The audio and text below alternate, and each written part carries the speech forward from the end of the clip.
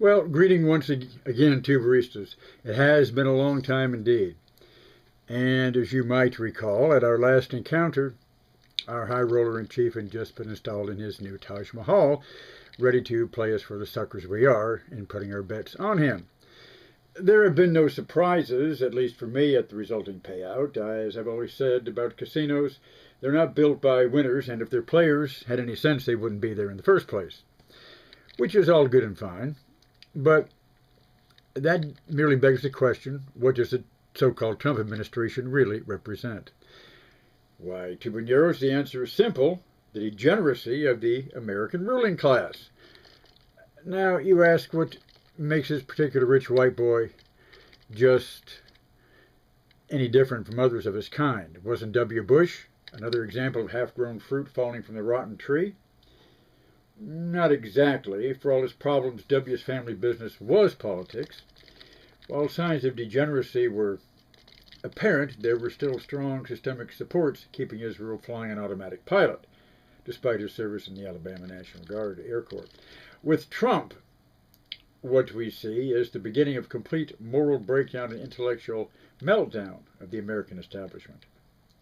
There has never before been a time when the power brokers of this country would promote such a clownish, Mussolinian figure to head of state. To claim it's the white working class who put him there is to believe in the fairy tale of the open democratic society ungamed by those who own and rule it. You, however, know much better. Trump is what those in power want. Again, why him? Some will say he represents the backlash of the old white male power system fighting a rearguard battle for power and privilege with the GOP as its tool. There is much truth to this as U.S. demographics undergo a fundamental change. But it only mirrors the general decline of the U.S. power system itself. There are a number of factors here. One is the decline of the American dominance of the global marketplace. Gone is the world's economic ruler of the post-World War II era.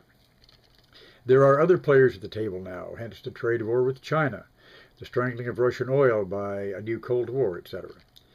This has been ongoing for a while, but has only deepened each half-decade. Yet the real degeneracy is deeper. And no, I'm not positing some eugenic Darwinism here, that the DNA base of the establishment has gone bad like sour milk with Trump as the funky smell in the bottom of the genetic bottle. It's because the Cold War ended. That worldwide class war sharpened the wits and spirit of America's ruling class like nothing since its own Civil War. It's true that the Cold War featured savage hot wars elsewhere and widespread domestic repression. But the real democratic gains of the 20th century you owe to the threat of international communism abroad and social revolution at home.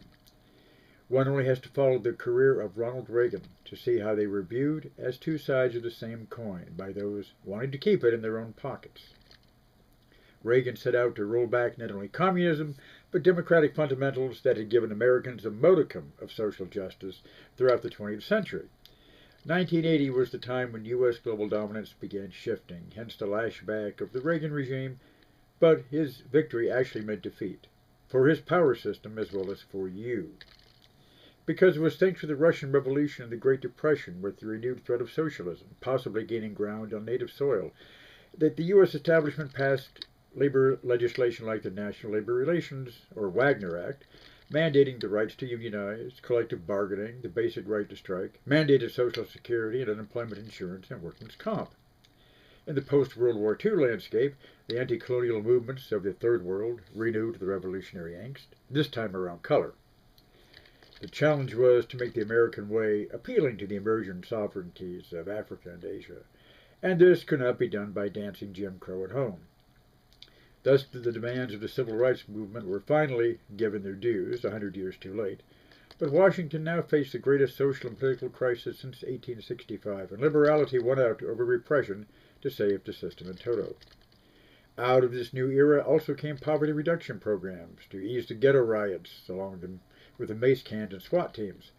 Medicare, food stamps, the whole gamut of welfare came into practice, throwing crumbs of social justice to famished millions to keep their fingers out of the man's pie and unwanted guests out of the man's dining room.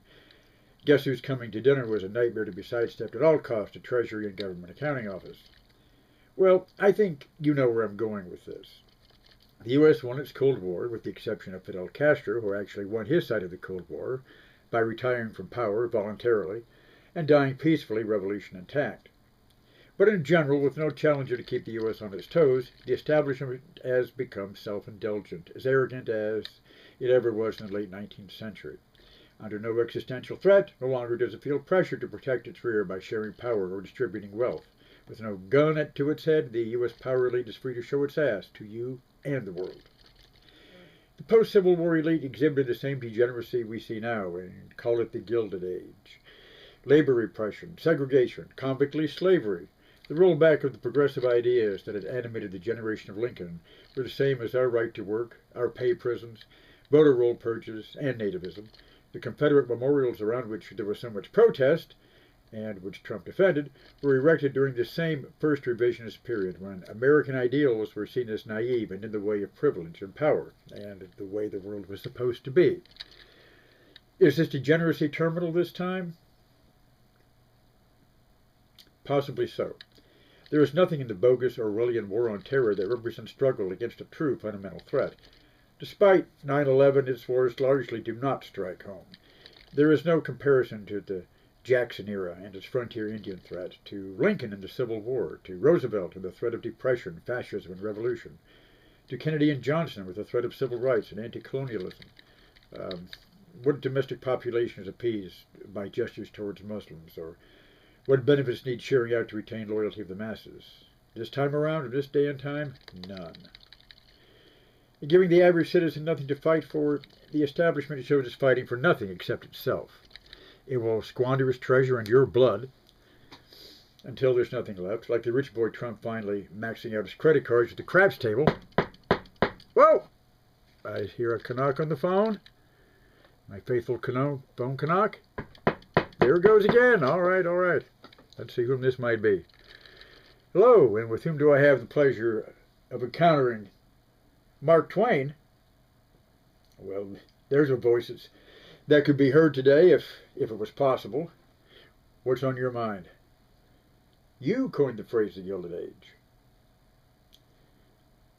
And you're saying that if you were alive today, you'd have to come up with a new phrase. And what would that be? Based on your own environment now, you'd call it the Worm Age. As great a metaphor as one could possibly find.